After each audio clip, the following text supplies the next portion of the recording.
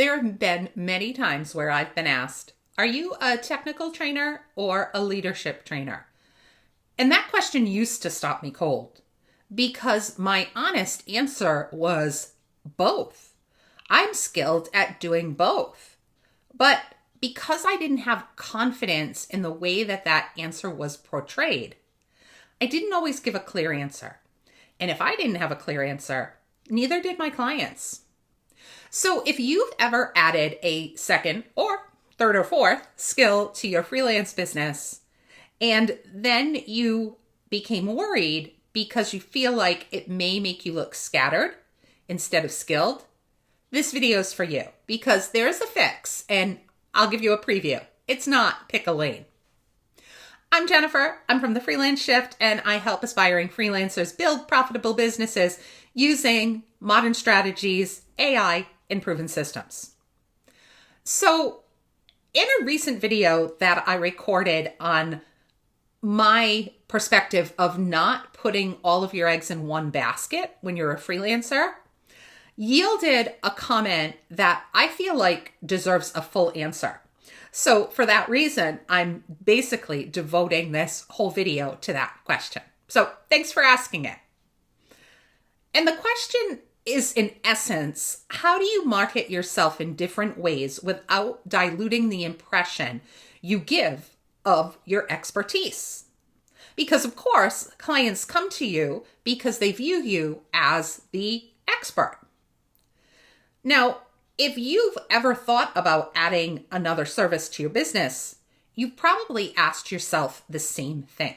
For instance, maybe you're a graphic designer who also wants to offer AI consulting, or maybe you're a freelance copywriter who wants to teach workshops. It's possible that you've quietly been building expertise in a second area. Maybe that expertise came through a past job, a hobby, or a business that you ran on the side. Regardless of how you developed this skill, sometimes the fear underneath is all the same when it comes to marketing this. Because you wonder, will people stop seeing me as an expert if I market more than one thing? And here's what I've learned from facing the exact same problem. Because go back to my question of, are you a technical trainer or a leadership trainer? At first, I stumbled. I knew I was both. I knew that I had cred in both areas. But explaining why wasn't something that I really actually thought through like I should have. I'd just been living it. My experiences basically just placed me at that point where I had the ability to do both. But eventually I realized something important. And that was, if I couldn't make my story clear to others, I couldn't expect a potential client to understand it either. And when a potential client fails to understand it, then you have basically diluted yourself. But again, there is a fix. For me, when I stepped back and looked at my own unique path, the connection was somewhat obvious between my technical training and then my leadership and soft skills training expertise. I mean, after all, I spent many years as a technology and curriculum director, and that was a role that demanded, of course, the technical skill, but it also made me flex my muscle about leading people, managing projects, coaching employees, and then handling those hard conversations. Now, I also owned a yoga studio for 18 years. I called it at the time my side hustle, but anyone who's ever run a business knows that it is a full-time job. And a lot of times people assumed that that was a totally different track from my life as a trainer. But actually, it had a lot of overlap. If you think about it, for my business, I was hiring instructors, resolving conflicts, whether they be conflicts between the instructors, between the instructor and a student, between students. There were conflicts that needed to be handled. I also had to market the services to make sure that the studio would stay viable. And then there was managing the finances and leading a team. You get the idea. Of course, I was also using technology every single day just to keep the doors open. The scheduling software, the payroll, the marketing. I could go on and on. But there are a lot of skills that maybe one wouldn't initially think about if you say yoga and Pilates studio owner. But my experiences meant that one career sharpened my other career. Basically, neither of them existed in isolation.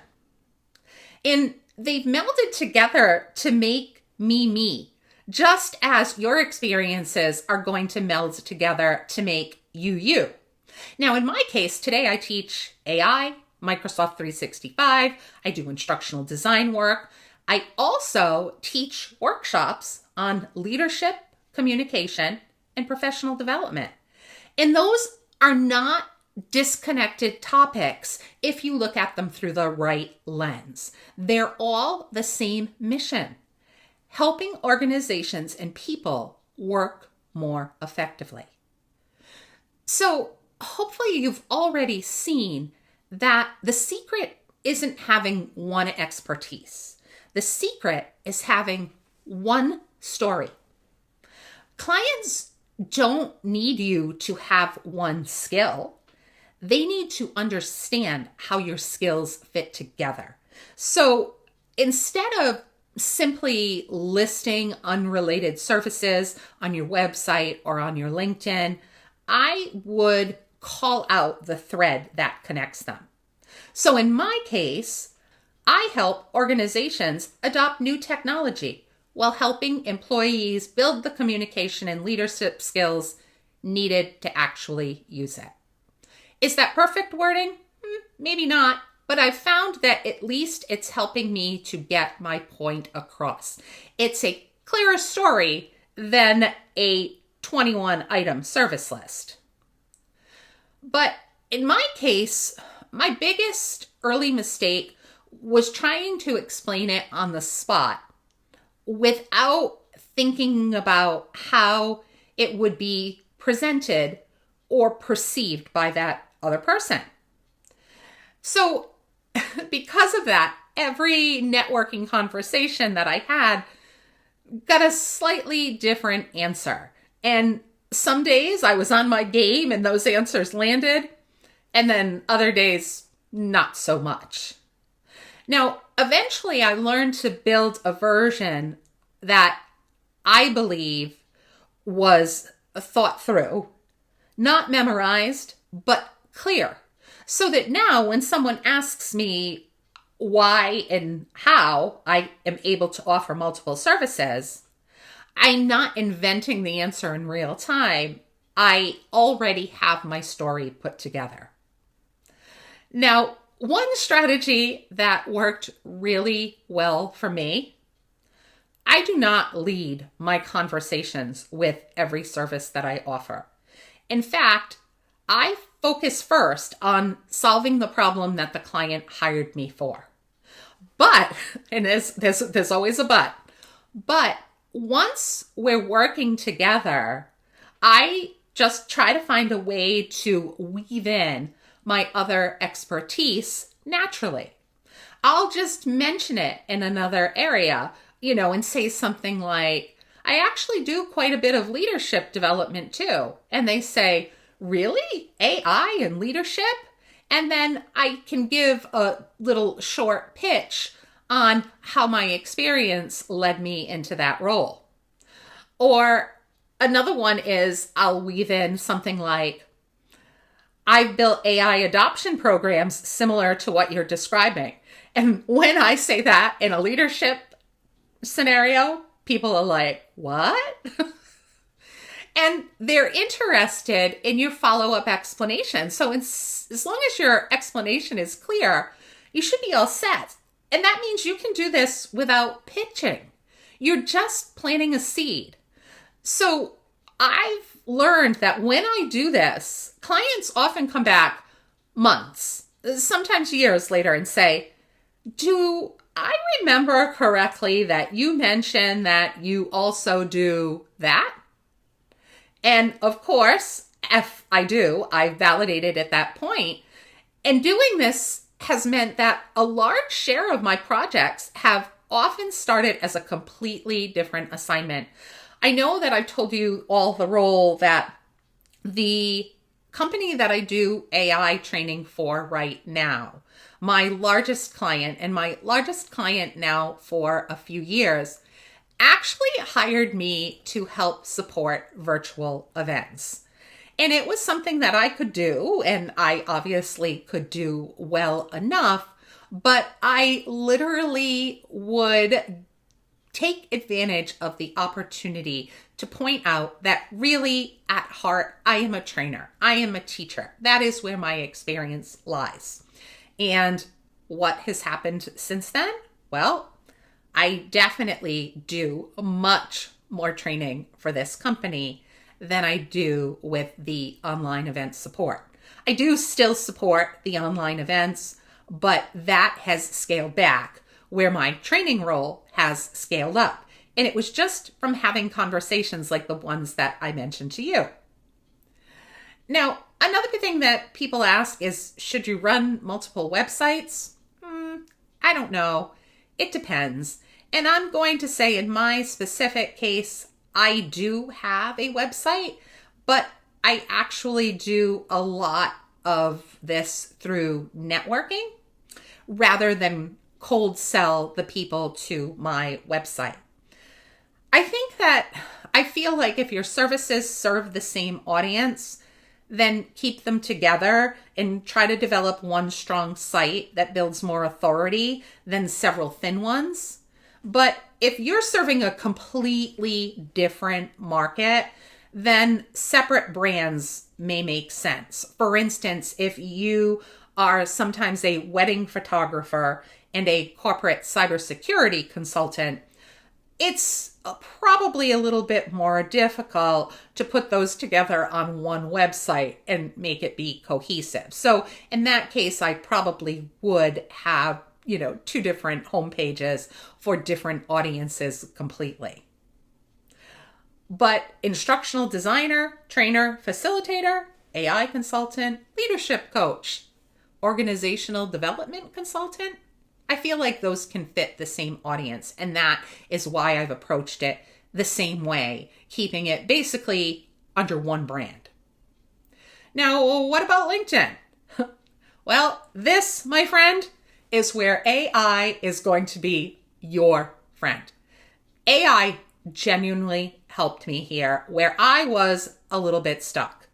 Now, I knew how my experiences melded together to create the unique skill set that I have, but I wasn't sure how to say it in a way that connected everything. So what I did is I basically told AI my story. I gave it my experience, I told it my goal, and I also explained the impression that I wanted clients to walk away with after reading the description. Of course, I didn't use what AI gave me verbatim. I refined the wording until it actually sounded like me. So AI super assisted me, but didn't actually create my story. It just helped me to say it clearly. Now, we all know that clients do not hire us because we have the perfect headline, or at least it's rare that they hire us because we have the perfect headline.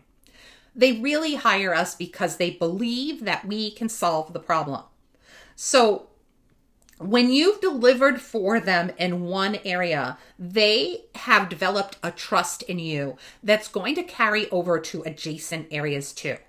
And this goes back to why I never try to be everything to everyone. But I do make sure that clients know my full range of expertise and other ways that I can help them that maybe wouldn't have been on their radar screen at first. So, in conclusion, adding a service to your menu of freelance services doesn't automatically dilute your brand.